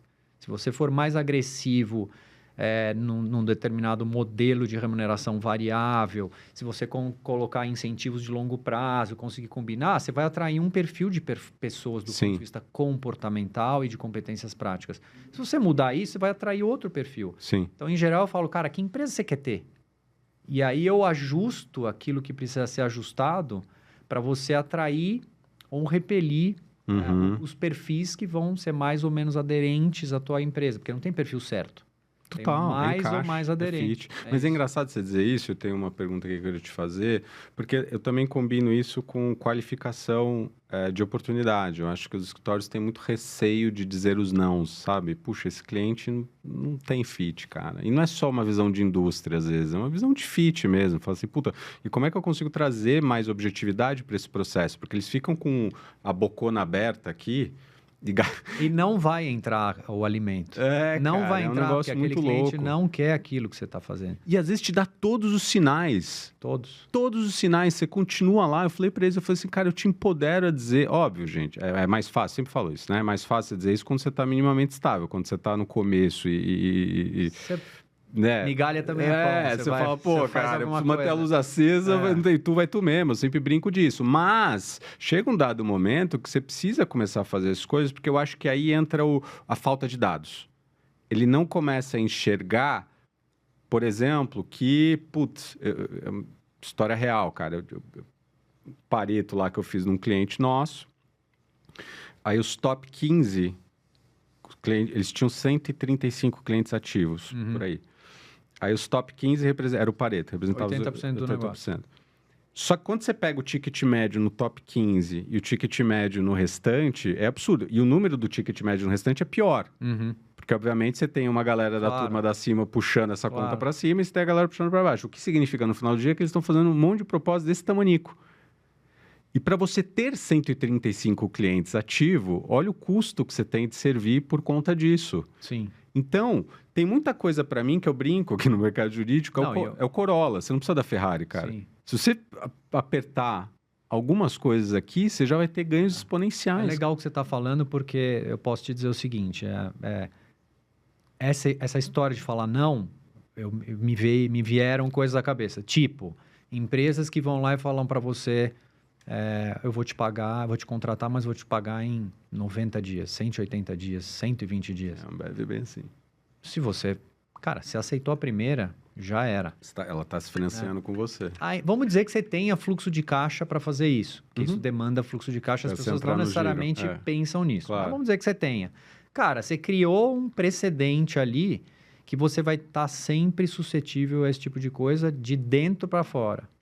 Por exemplo, eu na consultoria nunca aceitei. Uma das vezes tem uma situação engraçada de um diretor que numa sala, nas primeiras reuniões, falou, esqueci de comentar, você sabe que a gente paga em 90 dias fora o mês. Cara, eu bati nas costas dele e falei, cara, então volta daqui 90 dias que a gente começa o projeto. Cara, eu nunca aceitei. E empresa, por exemplo, concorrência, nunca participei. O cliente às vezes até está consultando e é normal e natural que ele faça isso. Mas concorrência daquele tipo, que o cara te traz um problema, às vezes vem coisa de 8 páginas, com um monte de coisa que você tem que responder, que já diz respeito ao negócio do cara, e que eu vou ter que colocar um monte de horas. Fala, não tem concorrência. A agência de publicidade faz muito isso, às vezes o escritório de advocacia também participa de concorrência. Cara, a concorrência por si já é uma coisa que denota um perfil de cliente. Será que este é o teu perfil? Mas é aí que eu entro, é a consciência na tomada de decisão. Exatamente. O que eu acho, eu falo, cara, você quer entrar em RFP, é o teu business, é um business de escala, você tem musculatura para aguentar esse negócio, você sente que... Você precisa disso, porque você tem 500 caras aqui... ou não, você tá com super AI-driven e você tá conseguindo ser um baita... Beleza, é uma decisão consciente que você tá medindo, que você tá vendo o custo de aquisição de cliente, você tá olhando para cost to serve e porque eu sempre falo, não tem nada em venda que sempre dá certo, não tem nada que nunca dá certo.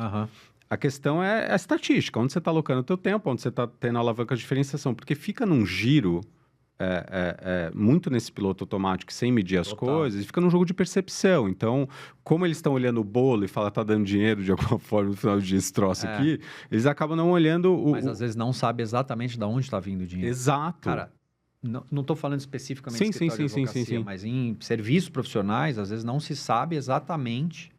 Ou mesmo nas empresas, porque não tem uma clareza de onde está vindo. E no caso de serviços profissionais, consultoria, escritórios jurídicos, etc. e tal, tem muita fumaça no entendimento de, cara, da onde vem a originação, que valor esse cara está vendo, como é que está sendo feito, sei lá, uma espécie de cross-selling, upselling, como é que a gente está trabalhando o cliente, quais são os clientes mais rentáveis, que cliente a gente vai falar não. Perfeito. Tudo isso tem que ser feito, voltando ao começo da conversa, sim. Tudo isso tem que ser definido no planejamento estratégico. Perfeito.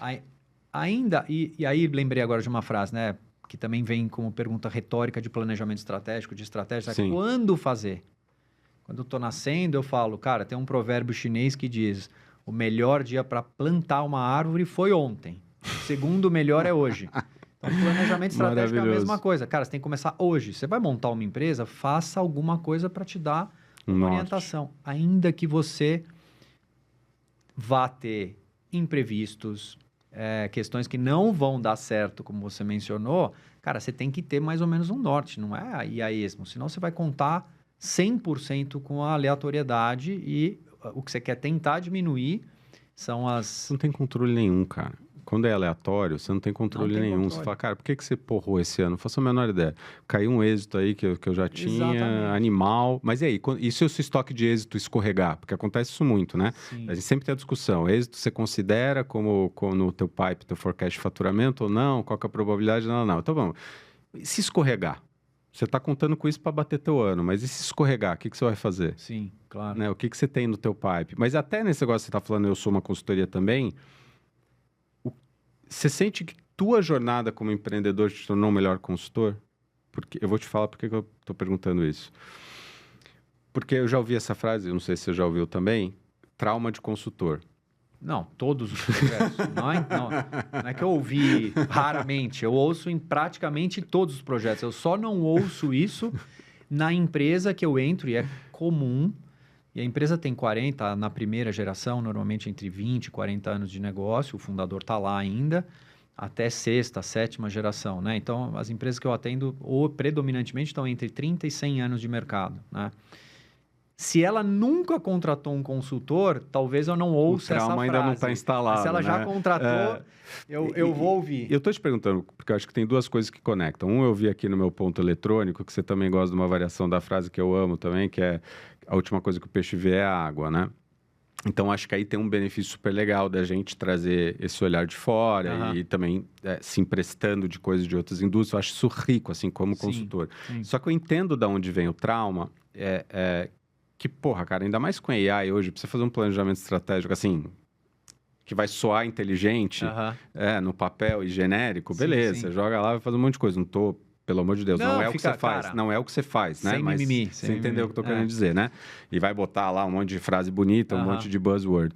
E no final, a grande birra deles é esse consultor que vive no mundo das planilhas, não vive no mundo real, não entende o business deles, não conecta com a realidade, muitas vezes dá um monte de lição de casa, larga o cara lá e ele tá ali com um monte de relatório e não sabe o que fazer com aquilo. Então, e aí eu imagino, estou inferindo agora, porque eu vivi isso, eu acho que o fato da gente também empreender, óbvio que por vezes em escalas e dinâmicas diferentes, isso também me trouxe uma maior percepção de dores, necessidades e aflições, uma maior empatia. Não sei se você sente isso na tua também.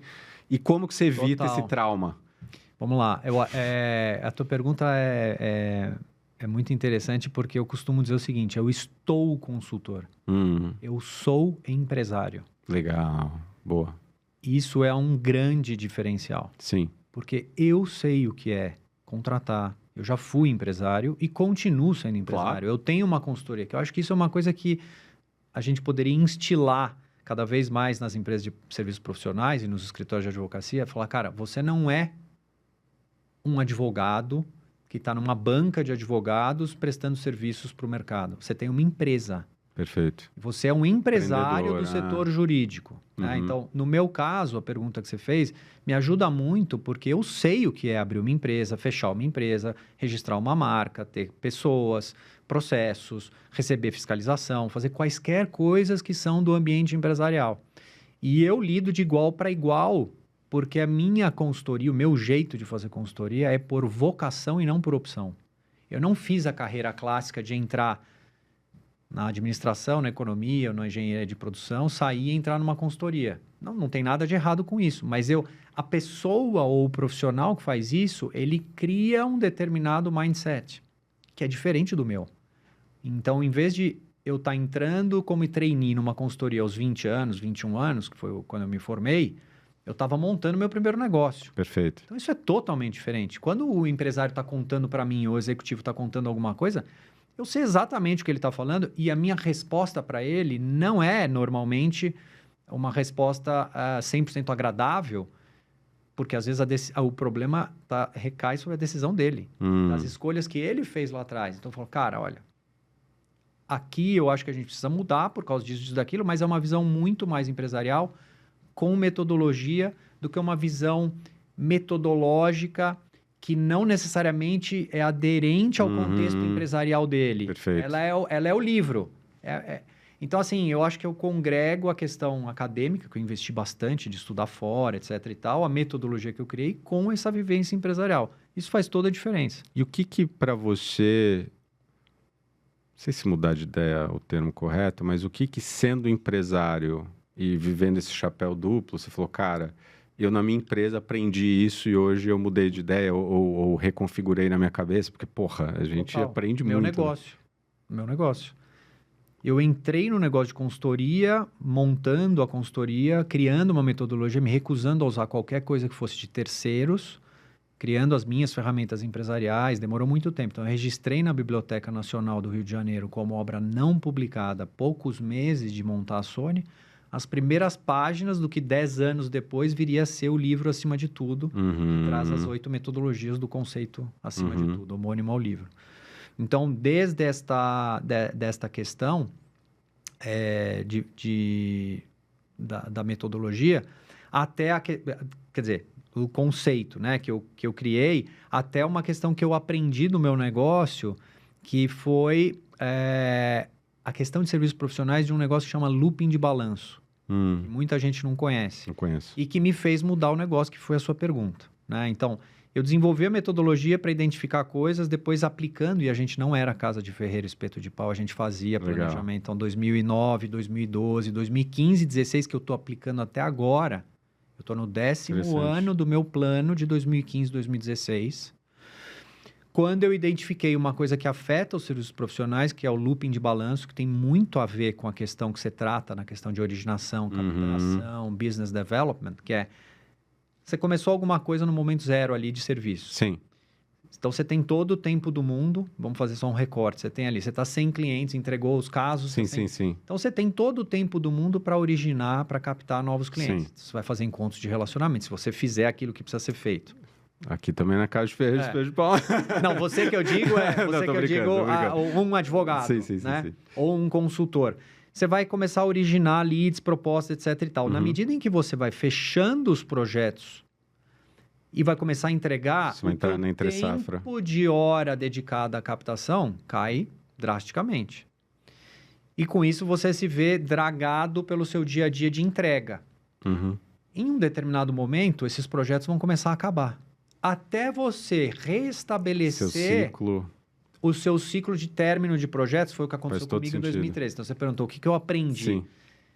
Desde pensar na metodologia, identificar esse tipo de coisa, e aí eu falei, cara, isso aqui vive um ciclo de captação e entrega, que é um looping de balanço, ou seja, a hora você está entregando muito, a hora você está captando muito, e tem vales que podem quebrar o teu negócio, que foi o que quase aconteceu comigo em 2013.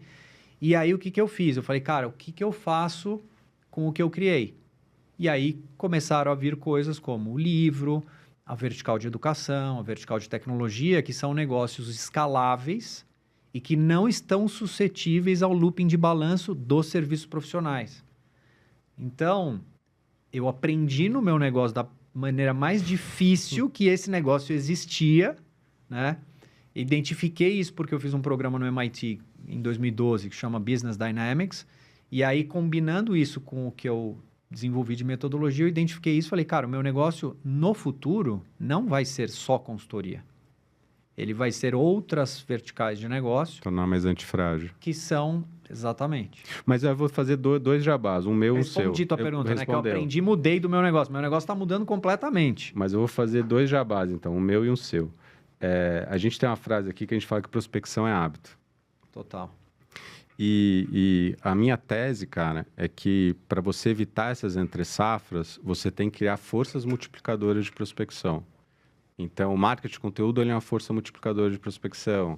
Canais de distribuição, eles também são forças multiplicadoras de prospecção. Se usar o efeito exponencial da galera do escritório, que você estava falando da mentalidade empreendedora, esse é o grande desafio. A galera não se vê, sobretudo a galera que está subindo nas hierarquias, eles não se veem. Eles se veem meio com a mentalidade CLT. Eu brinco que é o sócio CLT, entendeu? Tem essa mentalidade empreendedora. Então, a gente está perdendo muita oportunidade porque coletivamente isso não está sendo abordado. Eu estou indo para Fortaleza hoje, dar um treinamento com uma galera num escritório jovem, e o fundador falou, cara, eu quero que todo mundo se sinta vendedor na melhor acepção da palavra. Então, acho que tem algumas coisas, e eu concordo com você do ponto de vista de ecossistema, que, você ter outros revenue streams, lógico que é legal. Assim, do nosso lado, a gente também tem algo muito parecido. Mas aí eu queria fazer o seu jabá, que você falou de educação. Educação. Fala sobre o curso que você está relançando. Então, uma das verticais foi a de educação, a outra de tecnologia, e aí agora, em 2024, eu lancei um programa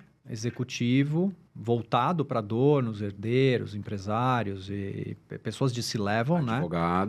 Advogados participaram. Participaram, inclusive, alguns advogados do programa. Acho que 5 ou 6 advogados, managing partners e deputy managing partners de escritórios de advocacia. Nesse programa, eu abordei, no primeiro programa, o coração da metodologia, que é justamente a estratégia. Então, ali eu tenho uma metodologia que eu denominei de estratégia dos 3 pilares, no Triple Based Strategy, aí traduzido literalmente ficou estratégia dos 3 pilares. E ali eu apresentei em 5 dias, em 2024, uma imersão, como fazer isso, né? Porque saiu um pouco desse negócio do conceito e falar, cara, mas também como é que funciona isso? E aí eu mostrei vários cases, daquilo que eu podia mostrar, obviamente, mas eu mostrei vários cases de diferentes indústrias, setores, de como você fazer a parte inicial, que você perguntou no começo da conversa, onde começa? mergulho, imersão, diagnóstico, análise, pesquisa, etc. e tal, reflexão estratégica, e depois começa a fazer a parte de estruturas, que é o como fazer tudo acontecer, né? Quando eu termino a parte de planejamento, eu falo... Claro, e aí? What's agora só next? falta fazer tudo. Exato, boa. Então, o curso aborda isso. Agora, em 2025, a gente vai ter... 2026. Vai. 2026 eu vou ter novas turmas. Também já gravei um EAD, que eu devo lançar ainda no primeiro semestre. Mas vamos lá, a gente está gravando agora em fevereiro de 2026. Você já tem data da próxima turma ou ainda não, mais ou menos? Preliminarmente, a próxima turma vai ser em junho. Tá. Segunda quinzena de junho. Tá. E segunda quinzena de outubro. Duas turmas presenciais, ainda em local a ser definido, etc. E como que a galera encontra? Um grupo pequeno, de 30 a 40 pessoas. Em breve, a gente vai lançar o novo site. No site atual já tem algumas informações, já tem vídeos, tem... Vai ser o mesmo ou não? Vai mudar o site? O site vai mudar. Vai entrar um site... Endereço novo? Não, novo? O endereço mesmo, mas o site totalmente reformulado. Qual que é o endereço, então? Sone.global. SONNE.global. A gente, beleza, tá? A gente põe aqui também. Ele vai estar totalmente reformulado com as verticais de negócio. Então, lá vai dar para ver tudo que a gente tem de repertório, focando muito em consultoria e educação, que são os dois principais pilares. Tem algumas outras coisas, mas os dois principais são esses. Legal. Tá? Então, se você fosse definir para caminho final aqui, para não estourar muito tempo, só para definir eu ia falar Zone, né? Porque é alemão esse troço, alemão, não é não? Alemão, é isso. Porra, é isso. Mas eu não falo alemão. Eu falei pra Nath, eu vou falar Zone, meu. Mas só um parênteses importante, por que né? Porque... Quando a marca tem que ter algum significado. Então, o meu sobrenome é italiano, Maximiliano Tozzini Bavaresco, mas Bavaresco é originário da Bavária, do povo bávaro, da Baviera. Legal. Então, quando eu estava pensando em qual seria o nome da consultoria, eu comecei a buscar palavras em alemão e, obviamente, que tivesse um significado. E aí, Sone ou Zone é sol em alemão, enfim. Então, é por isso que tem esse nome. Deixa eu só te falar um negócio que eu não quero deixar de falar, claro. Porque eu acho muito... Você pontuou a questão a gente estava falando da originação, da captação, do looping de balanço. Você que trabalha com isso, a questão do hábito, etc. Você falou de hábito e a gente, em alguns casos, recomenda a criação de uma agenda para que se torne o hábito. Você fala, cara, você tem que fazer X encontros de relacionamento, X reuniões, é tua métrica como sócio desta empresa de serviços, porque tem uma proxy que, a partir de um certo número de encontros, você vai originar propostas. Estatístico.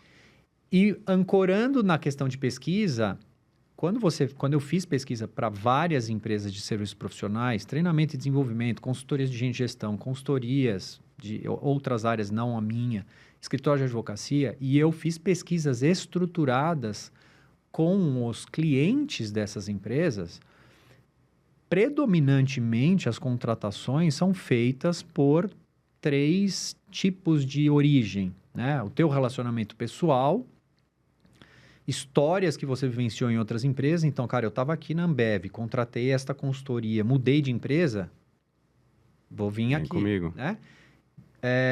Tem o meu relacionamento. Então, eu conheço o Bruno é meu amigo, tá lá no meu clube, etc. Puta, Bruno, tô com um problema aqui, você me ajuda, né? E a outra que é a indicação. Eu não tenho essas duas aqui, eu ligo pro Bruno e falo, Bruno, tô com esse problema. Cara, 90% das coisas, em termos empresariais, vem desse tipo de originação. Não sou eu que estou dizendo. Eu falei com milhares de pessoas e eles disseram, né? Tem algumas exceções. Então, a questão de você ter esse conhecimento e colocar em prática isso como um hábito, como você falou, eu garanto que vai produzir resultados, assim como você também garante para os seus clientes, né? É muito mais uma questão de execução. Mas sabe o que é muito louco, assim, te ouvindo? Tem um outro estudo da Thomson Reuters, eles fizeram com General Counsels de empresas que faturam acima de $1 bilhão.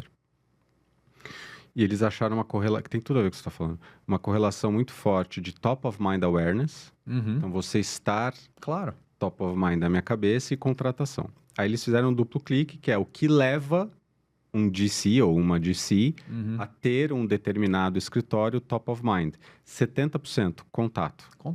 E contato, assim, leia-se, múltiplo, não é contato só... Sim, claro. De alguma forma, direto ou indiretamente... Cara, você tem que estar no radar. Tem que estar. Eu falo, cara, os americanos falam bonito, né? Out of touch, out of mind. Eu brinco. Quem não é visto não é lembrado, cara. É isso. Só que daí eu brinco que tem... Brinco não. Eu falo que tem 2 funis, né? Você tem aqui em cima a gestão de relacionamento, que a galera acaba fazendo de uma forma muito casuística, muito randômica, muito caótica, muito sem estrutura, que é o que vai alimentar o teu funil. Então, quando você olha para gestão de relacionamento, eu estou olhando para clientes existentes, antigos clientes, eu estou olhando para prospects, eu estou olhando para canais de distribuição, eu estou olhando para outros escritórios, que às vezes por questão de... Então, você tem todo esse universo aqui que vai alimentar o teu funil de vendas e, muitas vezes, com base numa recomendação, com um CAC menor. Porque... Puxa, quantas vezes a pessoa que te recomendou fez a venda por você, né? Falou... E é muito melhor ser vendido por alguém. É maravilhoso. Do que você tem que se vender. Óbvio que você muitas vezes faz isso, porque você tem que ir lá vender, obviamente, o conceito, a ideia, etc e tal. Mas quando alguém já faz a venda, e eu vejo isso muito pelas minhas recomendações, eu só recomendo empresas e parceiros que eu confio, trabalho... É tua credibilidade, meu. Exatamente. E sem nenhum tipo de vínculo comercial que eu já aviso logo na frente. Cara, eu vou te indicar, você precisa prestar um serviço excepcional para o meu cliente, senão vai ser o primeiro e o último. Sensacional. E aí eu indico, cara, não tem concorrência, não tem nada. Cara, Max fez uma recomendação. É raríssimo um cliente contratar. Ele só faz isso se ele já tem alguém de confiança. E eu, de pronto, falo, cara, você tem alguém de confiança para isso? Então, eu uso o expertise do teu... advisor, legal ou de outra área específica para isso, né? Mas no final do dia, a questão de originação tem muito a ver com hábito, metodologia, pesquisa, etc. Faz todo sentido, cara. E esses juros compostos, né? Esse acúmulo de tudo que a gente estava falando. Mas para a gente caminhar para o final aqui, com tudo que você está vendo, e você tem o benefício de ter contato com diferentes indústrias, diferentes segmentos, diferentes problemas já há muito tempo. E aí, olhando para a nossa lojinha aqui, para os nossos queridos advogados e advogadas, o que você falou vai mudar? Na hora que eu estava falando, no setor, assim, qual a tua leitura e qual a tua recomendação? Eu sei que é também uma pergunta muito pesada, mas olhando para tudo isso que você está absorvendo, assim, o que você está enxergando? Mas eu posso falar coisas a partir de exemplos, Sim. Né? Você mencionou em algum trecho que hoje é uma das coisas mais faladas, a questão da AI, né? Eu ouvi de um advogado numa conversa informal, né, entre amigos, falei, cara, e aí, como é que vocês estão adotando as novas tecnologias? Como é que vocês estão aumentando a questão de produtividade, eficiência e abraçando a tecnologia, né? Que essa é uma da recomendação. Cara, não adianta você lutar contra isso. Não vai dar certo, prometo. E a resposta dele foi emblemática, mostrando um espectro de mentalidade. Ele falou, não, cara, eu conversei com um amigo meu da OAB e, cara, a OAB está discutindo lá como é que vão ser as aplicações de AI, como é que isso vai disciplinar o nosso mercado. Por quê? É uma mentalidade que vem desse mercado regulado, que eu não tenho escritórios internacionais atuando de forma independente, sempre de maneira cooperada. Nem não advogado sócio de escritório. Nem não advogado sócio de escritório, né? Então, assim, essa é o espectro vamos dizer, da imaturidade empresarial de não querer enxergar o que está por vir, né? Como se a AI não fosse impactar o negócio do escritório de advocacia, porque tem uma entidade que está protegendo, enquanto que no caso que nós estamos tratando da tecnologia, é impossível cercear o impacto que ela vai causar, né? Claro, até porque o teu cliente está usando. Do outro lado, você tem escritórios que estão com áreas inteiras de tecnologia, criando softwares proprietários, abraçando a tecnologia e abarcando a tecnologia em todos os processos. Eu tive recentemente conversando com alguns. Você tem times de 15, 20 pessoas que não são advogados, obviamente, que são pessoas de tecnologia, de inovação, de negócios, considerando e planejando o que vai ser o próximo ciclo de vida desse escritório dentro desse momento que já veio uma mudança grande pós-pandemia, somado com o negócio de tecnologia que, cara, vai mudar completamente o cenário, né? Voltando ao começo da conversa, cara, por que você vai pedir para um advogado revisar uma minuta antes de você fazer um trabalho com alguma plataforma de tecnologia que tem uma AI muito efetiva para fazer isso para você Não para eliminar o trabalho do know-how, do expertise do advogado, que assim como eu e você tem 30, 40, 50 mil horas de trabalho aplicado sobre aquele tipo de tese, mas até para te direcionar e dizer, cara, aqui estão os pontos nevrálgicos, pergunte isso, faça aquilo, etc. Cara, você já tem um baita caminho andado que vai melhorar a discussão e o cliente quer que você saiba que ele está fazendo isso, porque ele quer o valor que você vai trazer. E não 3, 4 horas para revisar uma minuta para apresentar aqueles pontos. Então, eu acho que a gente precisa... Tem escritórios que já estão olhando para esse output de maior valor versus o que seria um trabalho mais mental, manual, que não é braçal, mas mental, de fazer uma análise preliminar, fazer recomendações, etc. e tal. Você fala, cara, isso aqui já veio, né? Como você mencionou do planejamento, né? A diferença entre fazer um planejamento ou olhar ou usar AI para um serviço jurídico é exatamente essa.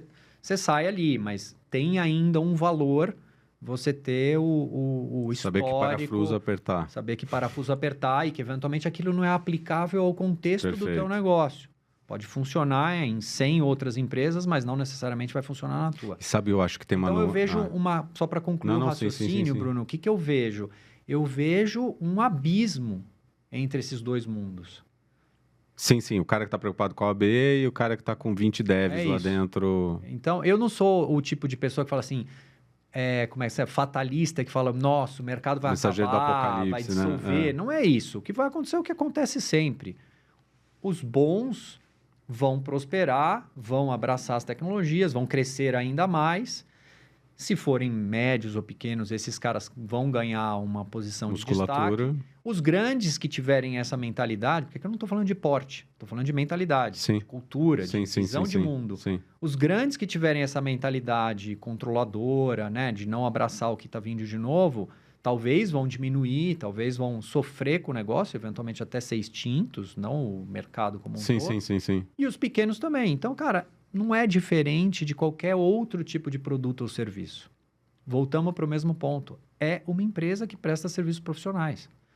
As coisas que acontecem em termos de comportamento humano, de legislação, de tecnologia, impactam uma empresa de alimentos e bebidas, impactam uma indústria automotiva, impactam um escritório de advocacia, de maneira diferente, né? Lembrei de outra coisa. Em 2017, eu fiz um programa da Singularity University nos Estados Unidos. E um dos trabalhos que nós fizemos em grupo, tinha 96 pessoas na turma que eu fiz, foi, cara, imagine o que vai acontecer naquela época com as novas tecnologias, com os carros autônomos, etc. e tal, com diferentes indústrias. Então, você começava da premissa de que os carros em determinada medida nos Estados Unidos iam passar a ser autônomos. O que ia acontecer? Cara, você chega até as indústrias de energético. Porque 30%, 40% do consumo de bebidas energéticas é consumido, como eu, por pessoas que sentem sono dirigindo. Que doideira. Se o cara não vai ter mais problema com isso, ele não vai mais precisar comprar o energético. Então, cara, você vai do mais óbvio, que é a questão de seguros e equipamentos de manutenção do veículo, que vão ter talvez menor desgaste, vão ter vida otimizada por conta da eficiência. Até, cara, em vestuário e bebidas como energético, percorrendo isso por conta de uma nova tecnologia. Estou falando isso para dizer o quão distante ainda as pessoas estão de pensar... Dessa visão sistêmica, né? É que nem a Monjaro, empresa aérea, né? Monjaro, empresa aérea, Monjaro, empresa... Enfim, eu não entendo muito das canetinhas, mas, enfim, está mudando, redesenhando o hábito de consumo. Cara, combustível de avião, né? As pessoas estão mais leves. Exatamente. Mas, cara, obrigado. Legal. Eu acho que foi super rico, super bacana. Esse é um tema que o mercado jurídico precisa se debruçar mais. Eu, obviamente, vejo movimentos. Eu ainda acho que tem um desafio de execução, como tudo. Sem dúvida. Né? De botar esse negócio em prática. Por isso que eu gosto muito dessa questão. Não é um slogan, né? Prospecção é hábito. Ela tem uma mecânica por trás. Porque eu acho que é engenharia de hábito. E quando você consegue ter esses juros compostos, desses indicadores que não são hard measures, né? De faturamento, de conversão, mas eles são proxy de que você vai chegar lá, que nem academia. Você ficar fazendo isso, você vai chegar lá. Então, eu acho que a gente está passando, acho que tem questões tem barreiras não só regulatórias, tem barreiras de mentalidade, acho que tem barreiras de dinâmicas internas, não só como dinheiro dividido, poder, ciumeira, ego. Porra, o cliente é meu. Então, Total. A gente tem, e enquanto do outro lado, todas as estatísticas dizem que essa abordagem, né, que a McKinsey chama de One Firm, ela é melhor para todo mundo, né? Todo mundo vai ganhar mais dinheiro, mas tem o desafio da liquidez. Puta, mas se eu abro minha carteira de clientes, daí eu perco minha liquidez. Então, puta, cara, a gente tem. Mas, por outro lado, vai ter muito trabalho pra gente. Sem dúvida. Só para finalizar, você mencionou aí a questão de ego, tal, não sei o quê. Eu costumo dizer, em muitas indústrias e nos serviços jurídicos é uma coisa que eu vi, consultoria, serviços profissionais em geral que dependem de algumas pessoas, agências de publicidade, etc. Tem um binômio que tem que ser muito bem trabalhado, que é o ego financeiro. Né? Então, assim, essa questão está sempre ali rondando as questões empresariais e ele tem que ser abordado de maneira cirúrgica para que você consiga destravar as coisas. Enfim, poderíamos ficar conversando aqui muito mais. Não, imagina, cara. Obrigado, Valeu, obrigado cara. mesmo. Obrigado Valeu. a você, obrigado pelo convite. Espero que quem esteja assistindo a gente tenha tomado proveito disso para fazer alguma aplicação para negócios, especialmente escritórios de advocacia. Com certeza. Valeu. Você ouviu o Vendendo Valor, o podcast da Struns, com apoio da ESPM.